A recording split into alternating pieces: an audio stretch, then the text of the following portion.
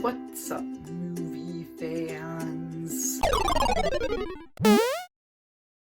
Star Wars The Clone Wars is a TV series, an animated TV series that started airing back in 2008. It was basically supposed to show you the Clone Wars, just the Clone Wars that in Attack of the Clones started and in Revenge of the Sith finished. We're told throughout all of these movies that it was some big event, but we never actually see it. It was the TV series' job to just show you some of it. The TV series went on for 6 seasons. It came on Netflix, and that's when I watched it. I watched the entire thing, and afterwards I was like, oh, okay, that was cool. And then I never thought of it or watched it again. I was just like, that's cool. About a year and a half ago, I started watching YouTube videos where people were saying this show, Clone Wars, was amazing and it was some of the best Star Wars content ever. And I was kind of like, yeah, but it wasn't that good. So I decided to rewatch some of the plot lines and arcs that people really liked, and then watch some that I remember really liking. And oh my gosh, I think that the main reason that I remembered it only being okay was just because then when I first watched it, I wasn't really that appreciative towards movies and TV series. Now I am, and now I think that Clone Wars is just phenomenal, amazing. It's so well written, it's well animated, it has compelling themes, compelling storylines, compelling characters. It's amazing. I do have to admit, season 1 is only okay. And then season 2 started to pick up the pace, it started to be fun. Season 3 is where I think the show really started to get good, and then season 4, 5, and 6 just continued that streak, and ever since then, I think that it's been amazing. So now, the final season of Clone Wars, just the last couple episodes have now come out in the form of season 7, the final season. It all aired on Disney+, and I haven't said a word about it. It's been airing for the past 2 months now, but I haven't said anything because I have been waiting until the entire thing is out so that I can review it, and that's what I'm doing today. I am reviewing the entire season 7. Clone Wars, the TV series, is told in different storylines, different story arcs. Each one is around 3 to 4 episodes long. This season, which was 12 episodes long, managed to fit in 3 different story arcs. There was the Bad Batch arc. Well, I actually don't know what this one's supposed to be called, but I looked it up and it said that it was called Ahsoka's Journey, so we're just going to call it the Ahsoka arc. Last one is the Siege of Mandalore arc. And I'm going to be reviewing each of them separately in this video in separate sections because I have wildly different opinions on each of them, which is to say, one of them I think was one of them I think was good, and one of them I think was near perfection. So let's get into it. Starting it off, the Bad Batch arc. Now, I just want to recap, what this arc was really about. So, it's basically this huge battle that's going on, I think the planet was called Skepho Minor. I might be wrong about that, but there's this huge battle going on. The Republic was losing terribly because the Separatists, Rex noticed, were using strategies that him and the clone trooper from the first 3 seasons, Echo, had come up with. Rex started to suspect, well, is Echo still alive? Because, so in season 3 of the show, Echo is believed to be killed off, and so the question that this brings up is Echo still alive? And the entire first arc, the first 4 episodes, are about Rex, Commander Cody, two other clones, Jesse and Kix, I think his name was teaming up with this clone squadron called Clone Force 99, or the Bad Batch, who's just a group of defective clones, and trying to see, well, how did they get this information? Is Echo still alive?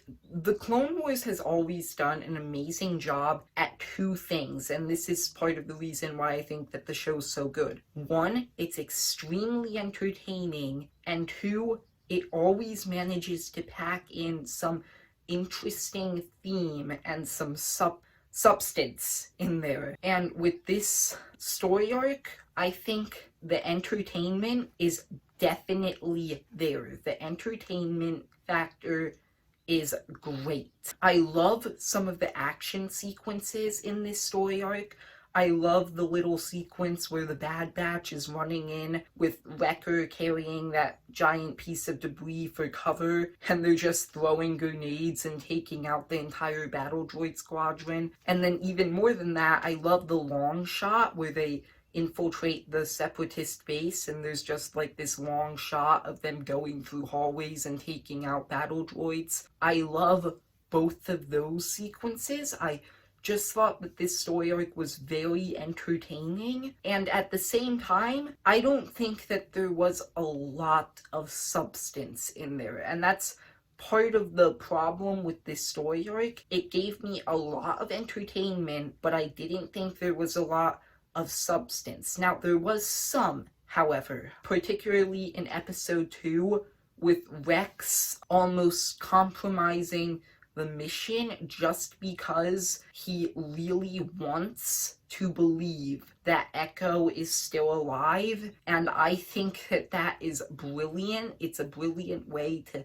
take Rex's character. One thing that Clone Wars has always been good at is making the clones human, and I think that that was a perfect way to do it. But overall, most of this arc was just entertainment. I don't really think that this arc is anything special when you compare it to most Clone Wars arcs, but it was pretty fun. Let's go on to the next arc, and in case you're wondering, that's the arc from the beginning that I said was good. It's not anything more than good. It's in the middle between these arcs. The next arc is the one that I mentioned that I think is it is the Ahsoka arc. I'm just going to call it the Ahsoka arc. And the big setup for this arc, it takes place right after Season 5 when Ahsoka leaves the Jedi Order and she's riding a speeder through Coruscant.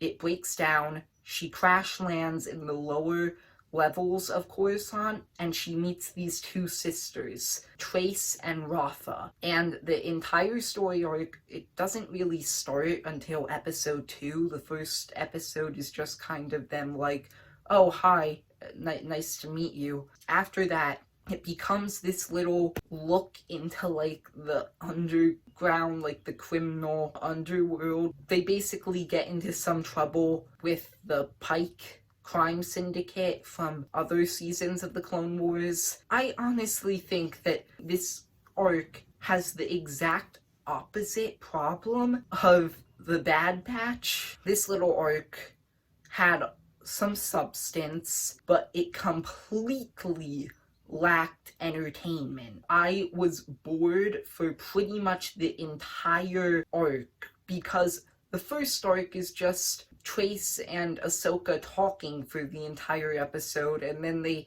fight a robot at the end. The second episode is literally just the three of them arguing for the entire time. I actually think that the dialogue in that episode was amazing. The second episode in this arc is probably my favorite of the 4 episodes in this arc.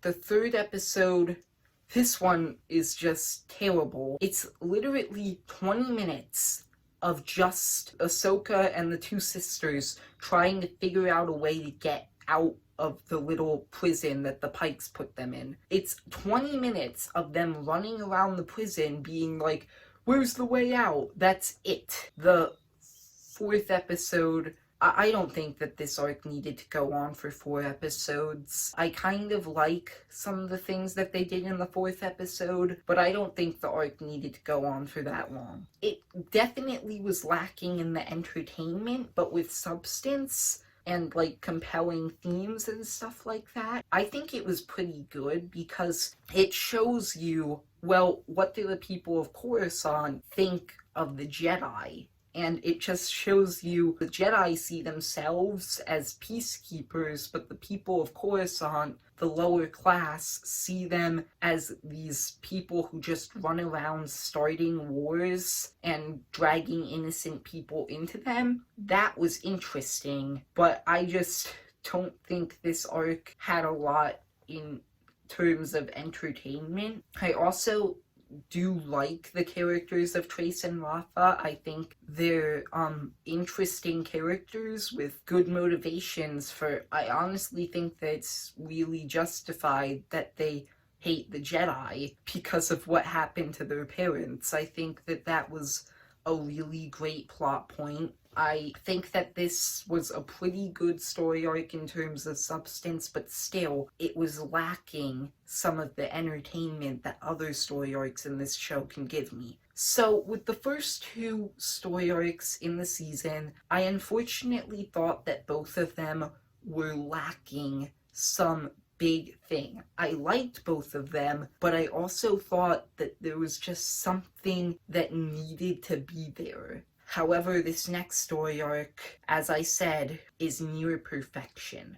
This last story arc honestly shocked me. The Siege of Mandalore story arc. Before I had watched this episode, I was actually seeing posts and stuff on YouTube and stuff like that that said that this episode was just amazing, the first episode of this story arc, and I was like, okay, I'm gonna watch it, because at this point, season 7 was kind of letting me down. I wasn't thinking that it was that great, but as soon as I just saw the opening to this story arc, I knew this is going to be good. And this entire story arc, it is amazing. It's just so great. It's awesome. So, Clone Wars has always had some great animation and felt a bit cinematic. This was just breathtaking. The animation went from really good to, I don't even know, it just went off of the chart. It looks so good. I was so shocked at how jarring it was to go from the first 8 episodes of the season, which looked good but not really off the charts good, and then to this. But looks aren't really everything. What about the substance? What about the entertainment? It manages to give you both, like, more than has ever been in this show. It's extremely entertaining. It has a lot of really, really cool action sequences. There were 3 action sequences, main action sequences, actually 4 maybe. There was just one for each episode that really stood out to me. So I'm going to go episode by episode and just tell you what the action sequences were. First episode, my favorite part, the best action sequence, was when Ahsoka is jumping from gunship to gunship, just taking out Mandalorians left and right. I thought that was amazing, and I love the shot when she lands and the gunship just crashes behind her.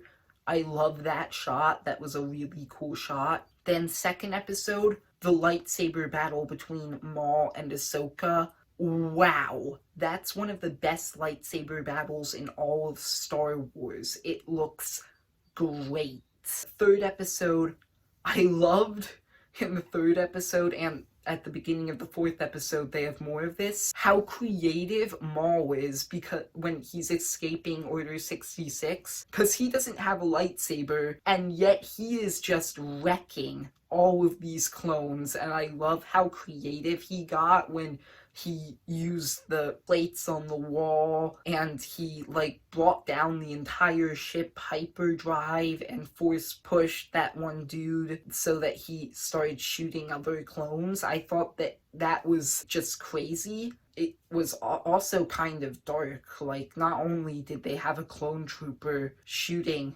other clones, but they also had, like, 2 clones got decapitated at one point. 1 clone got his arm cut off through the door. Like, this was like a really, really brutal action sequence, but it was also really, really cool. The 4th episode in this story arc, the final episode of Clone Wars, the entire thing is basically an action sequence, and I thought that it was really fun with the droids bringing the floors up and down and the clones just constantly falling and then being brought back up. I thought that that was really fun. I think that from an action standpoint and an entertainment standpoint, this definitely didn't disappoint. This story arc was great there, but it was even better in substance. I want to talk about how amazing it was that they managed to tie this into Revenge of the Sith so well. They just start the story arc off by immediately establishing,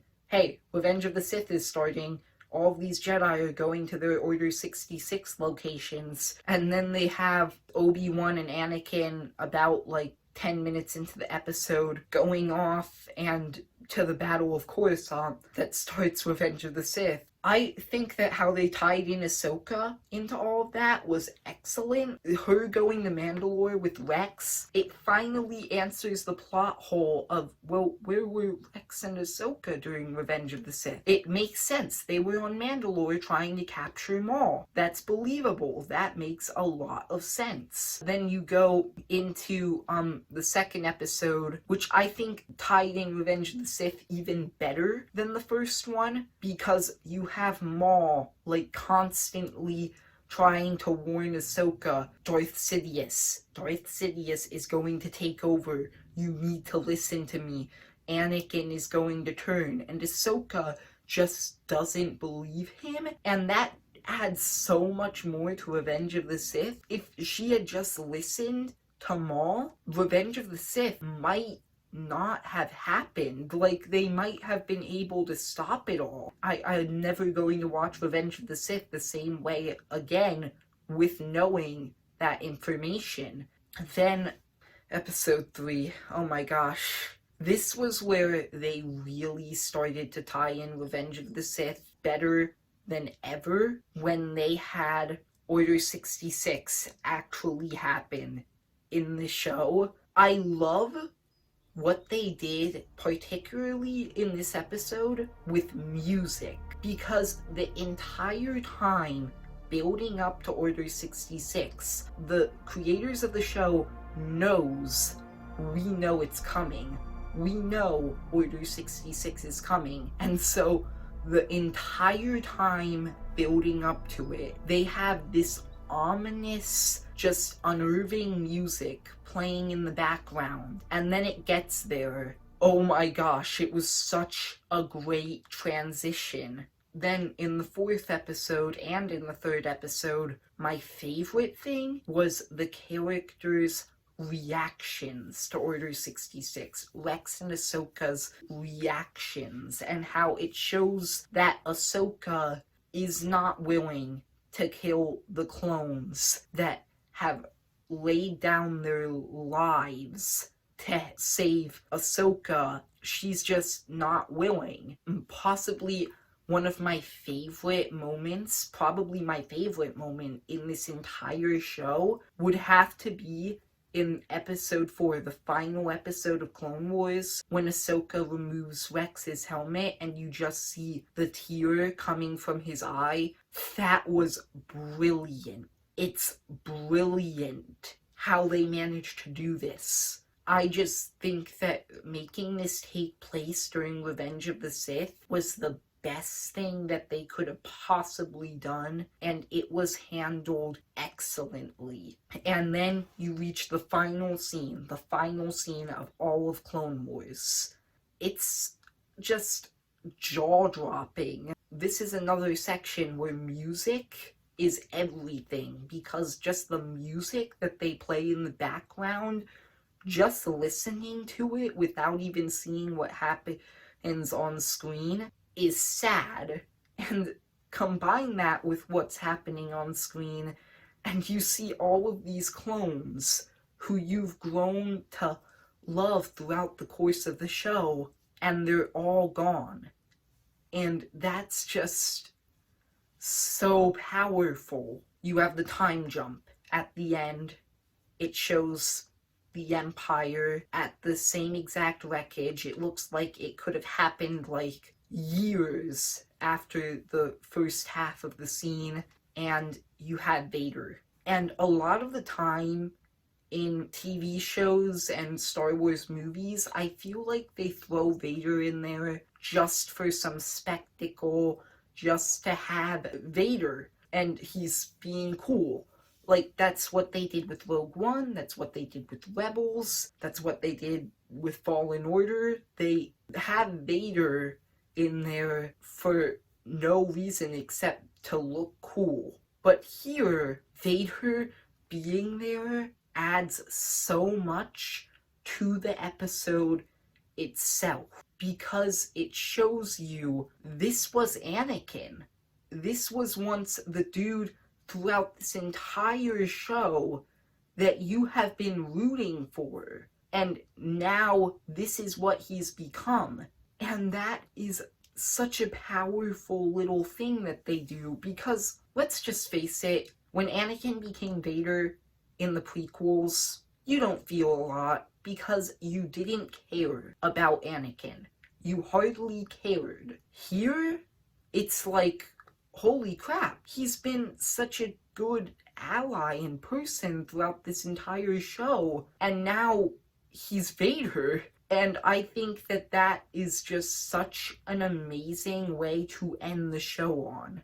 I just think that this was the best way they could have possibly ended this show, and I loved it. So overall, my overall thoughts on season 7 are honestly kind of mixed, because while I think that the final story arc, as I just said, was near perfection, it was amazing. The first two story arcs I felt were really lack. If they would have had just the same exact quality of those last 4 episodes for the entire season, this would probably be my favorite season. But they didn't, and so overall, I'd probably give this season a 7 or an 8 out of 10. But if it was just the Siege of Mandalore, I'd give it a 10. Yeah, that's about all I really have to say. If you liked the video, then like and subscribe, and see ya, movie fans.